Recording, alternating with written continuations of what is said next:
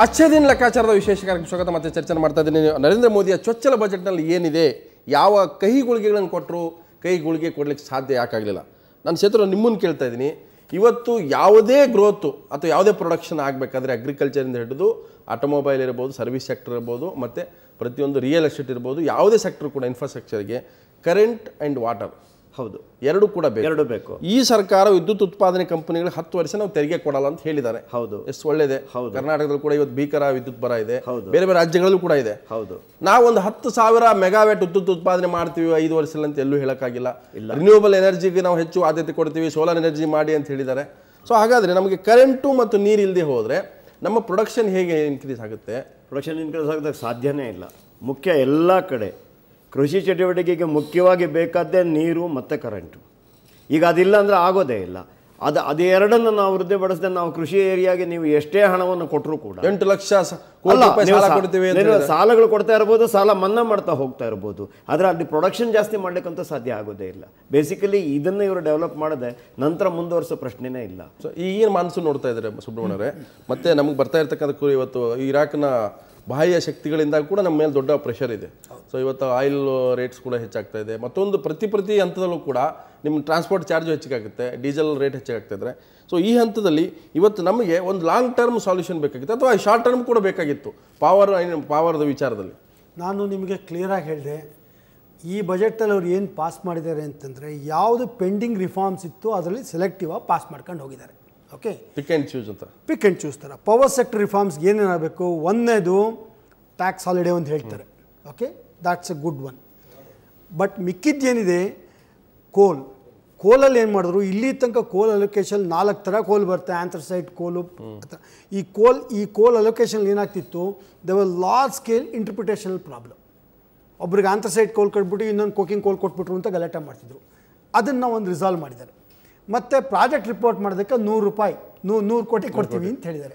ಆದರೆ ಈ ಇಡೀ ಡಾಕ್ಯುಮೆಂಟಲ್ಲಿ ಪವರ್ ಸೆಕ್ಟರ್ಗೆ ಅದನ್ನ ಯಾವ ರೀತಿ ಇಂಪ್ರೂವ್ಮೆಂಟ್ ಮಾಡ್ತೀನಿ, ಅದರಲ್ಲಿ ಎನ್ವಿರಾನ್ಮೆಂಟಲ್ ಕ್ಲಿಯರೆನ್ಸ್ ತಗೊಳ್ಳೋದಕ್ಕೆ ನಾನು what efforts I am going to make, then mega power ಪ್ರಾಜೆಕ್ಟ್ಸಲ್ಲಿ how do I involve the state governments in a better ವೇನ್ ಬಗ್ಗೆ ಒಂದು ಚಕಾರ ಇಲ್ಲ. That is the biggest failure of this budget. ಇಲ್ಲ, ನೀವು ಇನ್ಕಮ್ ಟ್ಯಾಕ್ಸಲ್ಲಿ ನೀವು ಪವರ್ ಸೆಕ್ಟರ್ಗೆ ಬೆನಿಫಿಟ್ ಅಂತ ಕೊಟ್ಟರು ಕೂಡ ಆಯಿತು, ಯಾರೋ ಕಂಪನಿ ಅದನ್ನು ಶುರು ಮಾಡಬೇಕಂದ್ರೆ ಯಾವ ತರಹದ್ದು ಅಂದರೆ ನಾನು ಹೇಳ್ತಾ ಇರೋದು ಏನಂತಂದರೆ, ನಿಮಗೆ ಹೈಡ್ರೋ ಅನ್ನೋ ಕಾನ್ಸೆಪ್ಟಿಗೆ ಬಂದರೆ ಪ್ರೈವೇಟ್ ಸೈಡೈಸೇಷನ್ಗೆ concept of dams is nothing to do with private companies ಅಲ್ವಾ? ಆಗದೇ ರಿನ್ಯೂವಬಲ್ ಎನರ್ಜಿನ ಸೋಲಾರ್ ಇಲ್ಲ, ವಿಂಡ್ ಆಗಬೇಕು, ಇಲ್ಲ ಸೋಲಾರ್ ಆಗಬೇಕು. ಥರ್ಮಲ್ಗೆ ನಾವು ಗಲಾಟೆ ನೋಡ್ತಾನೆ ಇದ್ದೀವಿ. ಎಲ್ಲಿ ಹಾಕ್ತೀರಾ? ಥರ್ಮಲ್ಗೆ ನೋಡ್ತಾ ಇದೀವಲ್ಲ, ಥರ್ಮಲ್ಗೆ ನೀವು ಮೊದಲು ಲ್ಯಾಂಡ್ ಕೊಡಬೇಕು, ನಂತರ ಕೋಲ್ ಕೊಡಬೇಕು, ನಂತರ ಆ ಡಸ್ಟ್ ಅನ್ನು ಡಿಸ್ಪೋಸ್ ಮಾಡೋ ಜಾಗ ಆಗಬೇಕು, ಮತ್ತೆ ಅದಕ್ಕೆ ನೀರು ಬೇಕು. ಇದಿಷ್ಟು ಇಲ್ಲದೆ ನಿಮಗೆ ಥರ್ಮಲ್ ಪವರ್ ಕಾನ್ಸೆಪ್ಟೇ ಇಲ್ಲ. ಲ್ಯಾಂಡ್ ಕೊಡ್ತೀನಿ ಅಂದರೆ ಎಲ್ಲ ಕಡೆಯೂ ಗಲಾಟೆ ಆಗಿ ಆಗ್ತದೆ ಅಲ್ವಾ? ಎಲ್ಲೋ ಒಂದು ಕಡೆ ನನಗೆಲ್ಲಾಗುತ್ತೆ, ಇನ್ಕಮ್ ಟ್ಯಾಕ್ಸ್ ಎಕ್ಸೆಂಪ್ಷನ್ ಕೊಟ್ಟ ತಕ್ಷಣ ಪ್ರೊಡಕ್ಷನ್ ಜಾಸ್ತಿ ಆಗ್ತದೆ ಅನ್ನೋದಲ್ಲ. ಇರೋ ಪವರ್ನೇ ಅವರು $10 ಬದಲು $20 ಯೂನಿಟ್ಗೆ ಮಾರಿ ಎಕ್ಸೆಂಪ್ಷನ್ ತೊಗೋತಾರೆ ಅಷ್ಟೇ ಹೊರತು, ಪವರ್ನ ರೇಟ್ ಜಾಸ್ತಿಯಾಗಿ ಆದಾಯ ಜಾಸ್ತಿಯಾಗಿ ಎಕ್ಸೆಂಪ್ಷನ್ ಜಾಸ್ತಿ ಆಗುತ್ತೆ ಹೊರತು ಎಕ್ಸ್ಟ್ರಾ ಪವರ್ ಉತ್ಪಾದನೆ ಆಗಬೇಕಾದ್ರೆ ನನಗೆ ಇನ್ಫ್ರಾಸ್ಟ್ರಕ್ಚರೇ ಡೆವಲಪ್ ಆಗಬೇಕಲ್ವ? ಅದಕ್ಕೆ ಎಸ್, ನಾನು ಕೃಷ್ಣಪ್ರಸಾದ್ ನಿಮ್ಮನ್ನು ಕೇಳ್ತಾ ಇದ್ದೀನಿ. ಆಮ್ ಆದ್ಮಿಯ ನಿರೀಕ್ಷೆಗಳನ್ನು ಒಂದು ಕಡೆ ಖುಷಿಗೊಳಿಸಿದೆ ಅನ್ನುವಂಥ ಮಾತುಗಳನ್ನು ತಾವು ಹೇಳ್ತಾ ಇದ್ರಿ, ಮತ್ತೊಂದು ಕಡೆ ಮಿಡ್ಲ್ ಕ್ಲಾಸ್ ಎಕ್ಸ್ಪೆಕ್ಟೇಷನನ್ನು ಎಲ್ಲೋ ಒಂದು ಕಡೆ ಫುಲ್ಫಿಲ್ ಮಾಡುವಂಥ ಪ್ರಯತ್ನ ಅರುಣ್ ಜೈಟ್ಲಿ ಮಾಡಿದ್ದಾರೆ. ಇಟ್ಸ್ ಸ್ಟಾರ್ಟ್ ಅಂತ ಹೇಳಿದ್ದಾರೆ. ನಾನು ಆಪ್ಟಿಮಿಸ್ಟಿಕ್ ಇದ್ದೀನಿ, ಮತ್ತೊಂದು ಕಡೆ ರೈಟ್ ಡೈರೆಕ್ಷನ್ ಹೋಗ್ತಾ ಇದ್ದೀನಿ, ರಿಯಲಿಸ್ಟಿಕ್ ಆಗಿ ಥಿಂಕ್ ಮಾಡಿದ್ದೀನಿ ಅಂತ ಹೇಳ್ತಾರೆ ಜೈಟ್ಲಿ.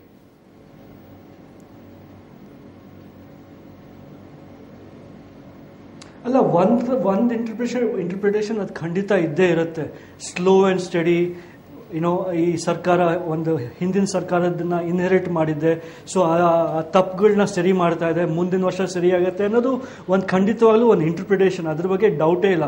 ಸೊ ಆ ಇಂಟರ್ಪ್ರಿಟೇಷನ್ ಪ್ರಕಾರ ಮಿಡಲ್ ಕ್ಲಾಸ್ ಆಗಲಿ, ರೂರಲ್ ಇಂಡಿಯಾ ಆಗಲಿ, ದಲಿತರಾಗಲಿ, ಮುಸ್ಲಿಮ್ಲಾಗಲಿ, ಅಥವಾ ರಿವರ್ ವಾಟರ್ ಪ್ರಾಜೆಕ್ಟ್ ಆಗಲಿ, ಅಥವಾ ಸ್ಮಾರ್ಟ್ ಸಿಟೀಸ್ ಆಗಲಿ, ಸೊ ಎಲ್ರಿಗೂ ಒಂದೊಂದಿಷ್ಟು ದುಡ್ಡು ಕೊಟ್ಕೊಂಡ್ಬಂದಿದ್ದಾರೆ, ಎಲ್ರಿಗೂ ಒಂದಿಷ್ಟು ಖುಷಿ ಆಗುತ್ತೆ. ಬಟ್ ನೀವು ಹಿಂದಿನ ಪ್ಯಾನಲಿಸ್ಟ್ಗೆ ಕೇಳಿದ ಕ್ವೆಶ್ಚನ್ ಒಂದು ಸಿಂಪಲ್ ಆನ್ಸರ್ ಇದೆ. ರೂರಲ್ ಪವರ್ಗೆ 500 ಕೋಟಿ ಕೊಟ್ಟಿದ್ದಾರೆ. ರೂರಲ್ ಪವರ್ಗೆ ಈ ಸರ್ಕಾರ ನೀವು ಮಾತಾಡ್ತಾ ಇರೋದು ಎಲ್ರಿಗೂ ಎಲೆಕ್ಟ್ರಿಸಿಟಿ ಒದಗಿಸ್ಬೇಕು, ಪವರ್ ಇರಬೇಕು, ನೀರು ಇರಬೇಕು ಅಂತ. ರೂರಲ್ ಪವರ್ಗೆ 500 ಕೋಟಿ ಕೊಟ್ಟಿದ್ದಾರೆ, ಸರ್ದಾರ್ ಪಟೇಲ್ ಸ್ಟ್ಯಾಚ್ಯೂಗೆ 200 ಕೋಟಿ ಕೊಟ್ಟಿದ್ದಾರೆ. ಅದೇ ನಿಮಗೆ it's A clear example of where the priorities ಲೈ. ಸೊ ಈ ಬಾಯಲ್ಲಿ ನಮಗೆ 24/7 ಪವರ್ ಸಪ್ಲೈ ಬೇಕು, ಎಲ್ಲ ಸಿಟೀಸು ಎಲ್ಲ ವಿಲೇಜಸ್ಗೂ ಪವರ್ ಬೇಕು ಅಂತ ಬಾಯಲ್ಲಿ ಹೇಳ್ಬೋದು.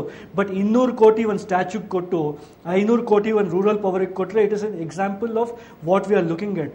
But on the broader scale the point is also this, ಯಾಕೆಂದ್ರೆ ನೀವು ಯಾವುದೇ ಸ್ಕೀಮ್ಗಳು ನೋಡಿ ದೆರ್ ಇಸ್ ಕನ್ಸ್ಟ್ರಕ್ಷನ್ ಇನ್ವಾಲ್ವ್. ಅವರು ಗಂಗಾ ಕನ್ಸರ್ವೇಷನ್ಗೆ 2,000 ಕೋಟಿ ಆಗಲಿ, ಅಥವಾ ಸ್ಮಾರ್ಟ್ ಸಿಟೀಸ್ಗೆ 7,000 ಕೋಟಿ ಆಗಲಿ, ಅಥವಾ 200 ಕೋಟಿ ಈ ಸರ್ದಾರ್ ಪಟೇಲ್ ಸ್ಟ್ಯಾಚ್ಯೂಗಾಗಲಿ, ಅವ್ರು ಎಲ್ಲಿ ದುಡ್ಡು ಕೊಡ್ತಾ ಇದ್ದಾರೆ ಅಲ್ಲೆಲ್ಲ there is only construction involve. There is no bigger signal other then construction. So ಒಂದ್ ಥರದಲ್ಲಿ ಮಿಡಲ್ ಕ್ಲಾಸ್ಗೆ ಒಂದ್ ಥರದಲ್ಲಿ he may have kept them happy or he may have kept them satisfied, but he has not given an indication to the middle class to be extremely happy. At the same time, now ಏನು ಮರಿಬಾರ್ದು ಅಂದರೆ Rome was not built in a day. ನಾವು ಯಾರೂ ಈ expectation ಇರಲಿಲ್ಲ ಅಂದರೆ ಈ budget ಬರುತ್ತೆ, budget ಬಂದಿದ್ದು ಮಾರನೇ ದಿನ ಎಲ್ಲ ಸರಿ ಹೋಗ್ಬಿಡುತ್ತೆ ಅಂತ. ಬಟ್ ನಾವೇನು ಮಿಸ್ ಮಾಡ್ತಾ ಇದ್ದೀವಿ ಅಂದರೆ ಮಿಡಲ್ ಕ್ಲಾಸ್ ಆಗ್ಬೋದು, ಪೋರ್ ಆಗ್ಬೋದು, ಕಾರ್ಪೊರೇಟ್ ಕ್ಲಾಸ್ ಆಗ್ಬೋದು, ಅಥವಾ ಫಾರಿನ್ ಇನ್ವೆಸ್ಟರ್ಸ್ ಆಗ್ಬೋದು, what we are missing is the simple message which is the big broad signal. ಆ ಸಿಗ್ನಲ್ ಇಲ್ಲ, that is the bottom line of this budget. S Krishnappa, ನಾನು ಕ್ಷೇತ್ರ ನಿಮ್ಮನ್ನು ಕೇಳ್ತಾ ಇದ್ದೀನಿ, ಈ ಸ್ಪೆಷಲ್ ಎಕನಾಮಿಕ್ ಝೋನ್ಸ್ಗಳಿತ್ತಲ್ಲ ಅದನ್ನು ರಿವೈವ್ ಮಾಡ್ತೀವಿ ಅಂತ ಹೇಳಿದ್ದಾರೆ. ಹೌದು, ಸೊ ಒಳ್ಳೆ ತೀರ್ಮಾನ. ಯಾಕಂತಂದರೆ ಆ ಎಕನಾಮಿಕ್ ಝೋನ್ ಅನ್ನೋದು ರಿಯಲ್ ಎಸ್ಟೇಟ್ ಥರ ಆಗ್ಬಿಟ್ಟಿದೆ.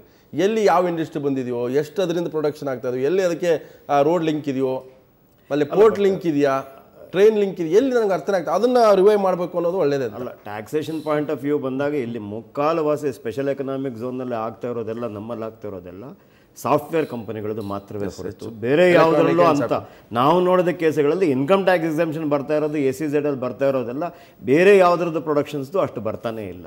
ಸ್ಪೆಷಲ್ ಎಕನಾಮಿಕ್ ಝೋನ್ ಅಂತ ಒಂದು ಮಾಡ್ತಾರೆ. ಈ ಸಾಫ್ಟ್ವೇರ್ ವಿಷಯಕ್ಕೆ ಬಂದಾಗ ಏನಾಗುತ್ತೆ ನಿಮಗೆ, ಅಲ್ಲ ಸಾಫ್ಟ್ವೇರ್ ವಿಷಯಕ್ಕೆ ಬಂದಾಗ ಏನಾಗುತ್ತೆ ನಿಮಗೆ, ಬೇರೆ ಇನ್ಫ್ರಾಸ್ಟ್ರಕ್ಚರ್ನ ಅವಶ್ಯಕತೆಗಳು ಕಮ್ಮಿ ಇವೆ. ಯಾಕಂದರೆ ರೋಡಿನ ಕಾನ್ಸೆಪ್ಟ್ ಅಂದರೆ, ಟ್ರಾನ್ಸ್ಪೋರ್ಟೇಷನ್ ಕಾನ್ಸೆಪ್ಟ್ ಅಂದರೆ ಈ ಕಾನ್ಸೆಪ್ಟ್ಗಳು ಬಹಳ ಕಮ್ಮಿ ಇರ್ತವೆ ಅದಕ್ಕೆ ಅಂತ. ಬೆಂಗಳೂರು ಸುತ್ತ ನಿಮಗೆ ಅದಕ್ಕೆ ಬೇರೆ ಇದು ಬರೋದಿಲ್ಲ. ಬೇರೆ ಯಾವುದಾದ್ರು ಇಂಡಸ್ಟ್ರಿ ಅಂದರೆ ನಿಮಗೆ ಅದಕ್ಕೆ ಬೇಕಾದ ಬೇರೆ ಎಲ್ಲ ಇನ್ಫ್ರಾಸ್ಟ್ರಕ್ಚರು ಬೇಕಾಗ್ಬೋದು, ಬೇರೆ ಇದಕ್ಕೆ ಆಗೋದಿಲ್ಲ. ಹಾಗಾಗಿ ನಿಮಗೆ ಯಾವುದು ನಿಮ್ಮ SEZs ಅಂತ ಮಾಡಿರೋದು ಇನ್ಕಮ್ ಟ್ಯಾಕ್ಸ್ ದೃಷ್ಟಿಯಿಂದ ನೋಡಿದ್ರೆ ಸಾಫ್ಟ್ವೇರ್ ಸೆಕ್ಟರ್ಗಂತೂ ಸಾಕಷ್ಟು ಹೆಲ್ಪ್ ಆಗಿದೆ. ಅದೊಂದೇ ನಾವು ನೋಡ್ತಾ ಇರೋ ಕಂಪನಿಗಳು ಎಕ್ಸಾಮ್ಷನ್ ತಗೋತಾರೆ. ಸ್ಮಾಲ್ ಸ್ಕೇಲ್ ಇಂಡಸ್ಟ್ರಿ ಬರುತ್ತಲ್ಲಿ, ಮತ್ತೊಂದು ಕಡೆ ಮ್ಯಾನುಫ್ಯಾಕ್ಚರಿಂಗ್ ಇಂಡಸ್ಟ್ರಿ ಬರ್ಬೋದು. ಯಾವುದು ಕೂಡ ನಮಗೆ ಫೀಸಿಬಲ್ ಅಂತ ಅನಿಸಿಲ್ಲ ಅಂತ ಹೇಳ್ತಾರೆ ND ಗೌರ್ಮೆಂಟ್. ಈಗ SEZ ಬೇರೆದಕ್ಕೆ ಡಿಕ್ಲೇರ್ ಆಗಿದ್ರು ಸೇತುರಾವ್ ಹೇಳ್ದಂಗೆ ಇನ್ವೆಸ್ಟ್ಮೆಂಟ್ ಮಾಡೋನು ಒಂದೊಂದು ಪೈಸಾಗಿ ಮಾಡ್ಬೇಕಾದ್ರೆ ಅಲ್ಲಲ್ಲಿ ಖರ್ಚು ಮಾಡ್ತಾನೆ ಅಲ್ವಾ. ಅಲ್ಲಿ ಹೋದ್ರೆ ಅಡ್ವಾಂಟೇಜನ್ನು, ಇಲ್ಲಿದ್ರೆ ಅಡ್ವಾಂಟೇಜನ್ನು ನೋಡ್ಕೊಂಡೇ ಮಾಡೋದು.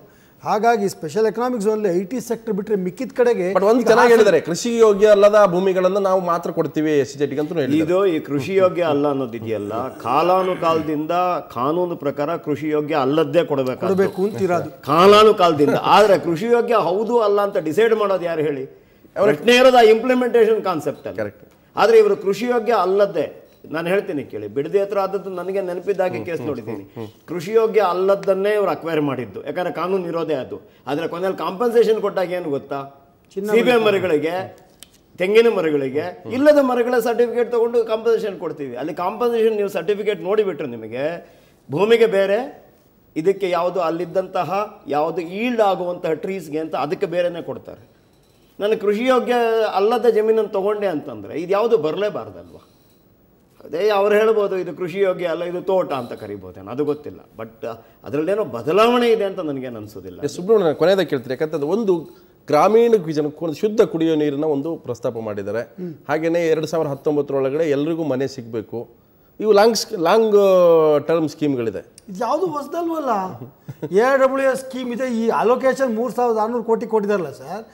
ಏನು ಇವತ್ತು ಲಾಸ್ಟ್ ಇಯರ್ ಬಜೆಟ್ ತೆಗೆದು ನೋಡಿ, ಇದು ಸೇಮ್ ವಾಟ್ಸಪ್ ಪ್ರೋಗ್ರಾಮ್ಗೆ ಗೌರ್ಮೆಂಟ್ ಆಫ್ ಇಂಡಿಯಾ ಇವತ್ತಲ್ಲ ಆ ಕಾಲದೇನು ಕೊಡ್ತಾ ಬಂದಿದೆ. ಎಲ್ಲೋ ಒಂದು ಕಡೆ ಇವ್ರು ಹೇಳ್ತಾರಲ್ಲ, nothing special in that.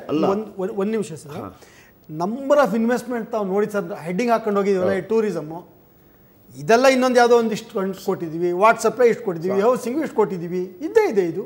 So ಅಂದರೆ ಆರ್ಟ್ ಆ್ಯಂಡ್ ಸೈನ್ಸ್ ಅಂತೀರಿ ಬಜೆಟ್? ಇಲ್ಲ ಸರ್, ಇಲ್ಲ, ಏನು ಮಿಸ್ ಆಗಿದೆ ನನ್ನ ಪ್ರಕಾರ, what is good and what is bad ಹೇಳ್ತೀವಿ. ನಾವೇನಾರು ಒಂದು ಆಟಮ್ ಬಾಂಬ್ ಥರ ಸಿಡಿದು ಡಮ್ ಅಂತ ಸಿಡಿತು, ಎಲ್ಲರೂ ಜೀವನ ಇವತ್ತಿನ ಸುಖವಾಗಿಬಿಡುತ್ತೆ ಅಂದ್ರೆ ಒಬ್ಬಡುವೆ ಸರ್. ಈಗ ಅಲ್ಲಿ ಯಾಕೆ ಜನಕ್ಕೆ ಭ್ರಮ ನಿರಸನ ಆಗಿರುತ್ತೆ ಅಂತ ನಾವು ಹೇಳ್ಕೊಳ್ಳೋದು ಏನು ಅನ್ಕೊಂಡ್ವು, ಕಳ್ಳ ದುಡ್ಡೆಲ್ಲ ಹೊರಗೆ ಎಳೆದು ತಂದುಬಿಡ್ತೀವಿ, ವಿ ವಿಲ್ ಪ್ರಿವೆಂಟ್ ಕರಪ್ಷನ್. ಏನಿದೆ ಇದರಲ್ಲಿ ಪ್ರಿವೆನ್ಷನ್ ಆಫ್ ಕರಪ್ಷನ್ಗೆ, ರೈಟ್? ಈಗ ಫಾರ್ ಎಕ್ಸಾಂಪಲ್ ಹೌಸಿಂಗ್ ಯೂನಿಟ್ಸ್ಗೆ ಇನ್ವೆಸ್ಟ್ಮೆಂಟ್ ಬೇರೆ ಕಡೆಯಿಂದ FDI ತರಿಸ್ತಾರಂತೆ, ಅದು ಬಂದಿದ್ದನ್ನ ಪಾಸ್ ಥ್ರೂನಲ್ಲಿ ಕೊಟ್ಬಿಡ್ತೀವಿ ಅಂತಾರೆ. ಯಾರಿಗೆ ಕೊಡ್ತಾರೆ, ಯಾಕೆ ಕೊಡ್ತಾರೆ, ರೈಟ್? ಸೊ ಇವೆಲ್ಲ ನೋಡಿದಾಗ ನಿಜವಾಗ್ಲೂ ಅದು ದುಡ್ಡು ತರ್ತಾರ ಇವರು, ತಂದಿದ್ರೆ ಯಾಕೆ ಬಜೆಟಲ್ಲಿ ಫ್ಯಾಕ್ಟರ್ ಮಾಡ್ಕೊಳ್ಳಿ, this is the amount that we are going to give ಅಂತ ಮಾಡ್ಕೊಳ್ಳಿಲ್ಲ. ಆಯ್ತು, ನಮಗೆ ಪ್ರಾಬ್ಲಮ್ ನಮಗೆ ಏನು ಹುಡ್ಕೊಂಡು ಹೋಗ್ಬೇಕಾದಿಲ್ಲ. The moment you see who are poor ಅನ್ನೋದು ಗೊತ್ತಿದೆ ನಿಮಗೆ, ಅವ್ರಿಗೆ ಆಯ್ತು ನಮ್ಮ ಪ್ರಯಾರಿಟಿ ಏನು ಡಿಸೈಡ್ ಮಾಡುವ. ಒಂದು ಸಲ ಈ ವರ್ಷ ನಾವು ಪೂರ್ತಿ we spend hour money only on rural housing, we want that by 1 year ಎಲ್ರಿಗೂ ಮನೆ ಸಿಗುತ್ತೆ, ರೈಟ್? ಆ ಥರ ಡಿಸಿಷನ್ ಎಕ್ಸ್ಪೆಕ್ಟ್ ಮಾಡಿದರೆ ಬಹುಶಃ ಕೊಡ್ಲಿಕ್ಕಾಗಲ್ಲ. ಯಾಕೆಂದರೆ ಗೌರ್ಮೆಂಟಲ್ಲಿ ಕೂತ್ಕೊಂಡಾಗ ಗೊತ್ತಾಗುತ್ತೆ ಸರ್, ನಾನಾ ಡಿಪಾರ್ಟ್ಮೆಂಟ್. ನಾನು ಕೊನೆಯದೇ ಹೇಳ್ತೀನಿ, ಕ್ಷೇತ್ರ ನಿಮ್ಮನ್ನು ಕೇಳ್ತಾ ಇದ್ದೀನಿ, ಟ್ಯಾಕ್ಸಸ್ನ ಬಿಟ್ಟು ನಮಗಿರ್ತಕ್ಕಂಥ ಈಗಿನ ಇವ್ರ ಬಜೆಟ್ನ ಅಲೋಕೇಶನಲ್ಲಿ ಎಸ್ಟಿಮೇಟೆಡ್ 2.51 lakh ಸಬ್ಸಿಡಿ ಅಂತಿದೆ ಅಲೋಕೇಶನ್ನು. ಗ್ರಾಸ್ ಬಾರೋಯಿಂಗ್ 6 lakh crore ಇದೆ, ಹಾಗೆ ನೆಟ್ ಬಾರೋಯಿಂಗ್ 4.6 lakh crore ಇದೆ. ಮತ್ತು ಇನ್ನು ಹೆಂಗೆ ನಾವು ಇಂಪ್ರೂವ್ ಮಾಡೋಕ್ಕಾಗುತ್ತೆ, ಇನ್ಫ್ಲೇಷನ್ ಕಂಟ್ರೋಲ್ ಮಾಡೋಕ್ಕಾಗುತ್ತೆ, ಡೆವಲಪ್ಮೆಂಟ್ ಗ್ರೋತ್ ಹೆಂಗಾಗುತ್ತೆ, ರೈಟ್ ಡೈರೆಕ್ಷನ್ ಹೆಂಗೆ ಹೋಗೋಕ್ಕಾಗುತ್ತೆ, ಇವೆಲ್ಲ ಕೂಡ ಅಪ್ಲಿಕೇಶನ್ಸ್ ಇದಾವಲ್ಲ ನಮಗೆ. ಕೊನೆಗಾಗೋದೇನು ಅಂತಂದರೆ ಯಾವ್ಯಾವುದಕ್ಕೆ ಹಣ ಹೊಂದಕ್ಕಾಗತ್ತೆ ಅದಕ್ಕೆ ಕೊಡ್ತಾರೆ, ಮಿಕ್ಕಿದ್ದಕ್ಕೂ ಕೊಡೋದಿಲ್ಲ. ಹಾಗಾದ್ರೆ ಅನೌನ್ಸ್ಮೆಂಟ್ ಅದರ ಹಿಂದೆ ಗೋಷ್ಠಿಗಳು ಅಲೋಕೇಶನ್ಸ್ ಆಗತ್ತೆ ಹೊರತು ಅಷ್ಟಕ್ಕೂ ಅಷ್ಟು ಖರ್ಚಿಗೆ ರಿಲೀಸ್ ಆಗತ್ತಾ ಬಿಡತ್ತಾ ಅನ್ನೋದ್ರ ಬಗ್ಗೆ ನಮ್ಮ ಟೈಮ್ ಮೇಲೆ ಇರೋದು 7-8 ತಿಂಗಳಿದೆ ಈಗ. ಮತ್ತೆ ಎರಡನೇದು ಇವರು ಹೌಸಿಂಗ್ ಬಗ್ಗೆ ಮಾತಾಡ್ತಾ ಎಲ್ರಿಗೂ ಮನೆ ಅಂತ ಹೇಳಿದಾಗ ಇಲ್ಲಿ ಮುಖ್ಯವಾಗಿ ಆಗ್ತಾ ಇರೋದೇನು ಅಂತಂದರೆ ಅದನ್ನ ಅಫೋರ್ಡಬಿಲಿಟಿ ಇಂಪ್ರೂವ್ ಆಗಬೇಕು. ಅಫೋರ್ಡಬಿಲಿಟಿ ಇಲ್ಲದೆ ಮನೆಗಳನ್ನ ಕಟ್ಟಿ ಏನು ಪ್ರಯೋಜನ? ಇವಾಗ ಬೆಂಗಳೂರಿನಲ್ಲಿ ಮನೆ, ಈ ರೂರಲ್ ಹೌಸಿಂಗ್ ಅಂತ ಹೇಳ್ತಾರಲ್ಲ, these are houses given for people who cannot afford. A huge subsidy component is there in that. Okay, these are not affordable housing. These are actually rural housing program. Rural housing program. Different from ಅಲ್ಲಿ affordable concepts are there. Yes, ill affordability, but they are not affordable. Therefore, you give it free, or with huge subsidy component. So ಈ budget ನಾವು 50-50 ಅಂತ ಹೇಳ್ಬೋದಾ? ಅವ್ರು 10 marks ಅಂತ ಹೇಳ್ಕೊಂಡಿದ್ದಾರೆ BJP ಮಂತ್ರಿಗಳು. ಅಥವಾ ಅದೆಲ್ಲೋ ಒಂದು ಕಡೆ ಏನನ್ಸುತ್ತೆ ಅಂತಂದ್ರೆ ಬಹಳ ಡಿಫಿಟಿಸ್ಟ್ ಆರ್ಗ್ಯುಮೆಂಟ್ ಅಂತ ಅನ್ನಿಸ್ಬೋದು ಮಾತಾಡಿದ್ರೆ. ವರ್ಷದಿಂದ ವರ್ಷಕ್ಕೆ ಏನೋ ಅಂತ ಇಂಪ್ರೂವ್ಮೆಂಟ್ ಇಲ್ಲ. ಅದೇನಾಗುತ್ತೆ ಎಲ್ಲೋ ಒಂದು ಕಡೆ ನಿಮಗೆ over all I expect changes in the banking sector, infrastructure, ಮತ್ತೆ ಇದರಲ್ಲಿ ಡಿಫೆನ್ಸ್ ಸೆಕ್ಟರ್ ಚೇಂಜಸ್ ಆಗುತ್ತೆ. ಇಟ್ಸ್ ನಾಟ್ ವೆರಿ ಬ್ಲಾಂಕ್ ಅನ್ನೋ ಥರ ಇಲ್ಲ. ಅಂಡ್ ಸ್ಟ್ರಕ್ಚರಲ್ ರಿಫಾರ್ಮ್ಸ್ಗೆ ಮೊದಲನೇ ಹೆಜ್ಜೆ ಇಟ್ಟಿದ್ದಾರೆ. First step. Yes, it will not be very bad. It ಹೇಳ್ತಿರಂಗೆ ಪ್ರಸಾದ್ ಹೇಳ್ತಿರಂಗೆ ಎಲ್ಲ ಆಕಾಂಕ್ಷೆ ಸತ್ಯವಾಗ್ಲೂ ಇದು ನೆರವೇರಿಸಲ್ಲ. Lot of disappointment will always be there. ನಮ್ಮ ಹ್ಯೂಮನ್ ಡೆವಲಪ್ಮೆಂಟ್ ಇಂಡೆಕ್ಸಲ್ಲಿ ಇನ್ನೆರಡು ಕಮ್ಮಿ ಕೆಳಗಿಳಿತೀವೋ ಗೊತ್ತಿಲ್ಲ, but it may B A step in the. ಖಂಡಿತ. ಸುಬ್ರಹ್ಮಣ್ಯವರೇ, ಕ್ಷೇತ್ರಂ ಅವರೇ, ಹಾಗೆ ಕೃಷ್ಣ ಪ್ರಸಾದ್, ತಾವು ಇಷ್ಟೊತ್ತು ಚರ್ಚೆಯಲ್ಲಿ ಭಾಗಿಯಾಗಿ ತಮಗೆ ಧನ್ಯವಾದ. ಅಚ್ಚೇ ದಿನ ಕಾ ಸಾಮನಾ ಕರ್ನಾ ಪಡೆಗಾತೋ ಏನು ಅಂತಂದರೆ ಕಹಿಗುಳಿಗೆ, ಸೊ ಕಡೆ ದವಾಯಿಕ ಪೀನಾ ಪಡೆಗ ಅನ್ನೋ ಅಂತ ಮಾತು ಹೇಳಿದ್ರು. ಮುಂದಿನ ಬಜೆಟ್ನಲ್ಲಿ ಅಂಥ ಕಠಿಣ ತೀರ್ಮಾನಗಳ ಮೂಲಕ ಆರ್ಥಿಕ ಸ್ಥಿತಿಯನ್ನು ಒಂದು ಟ್ರ್ಯಾಕಿಗೆ ತರುವಂಥ ಪ್ರಯತ್ನ ಜೈಟ್ಲಿ ಮಾಡ್ತಾರೆ ಅನ್ನೋಂಥ ಪ್ರಶ್ನೆಯೊಂದಿಗೆ ಇವತ್ತಿನ ವಿಶೇಷ ಚರ್ಚೆಯನ್ನು ಮುಗಿಸ್ತಾ ಇದ್ದೀನಿ. ನೇರದಿಟ್ಟ ಜನರು ಸುದ್ದಿ ನೋಡ್ತಾರೆ ಸುವರ್ಣ ನ್ಯೂಸ್.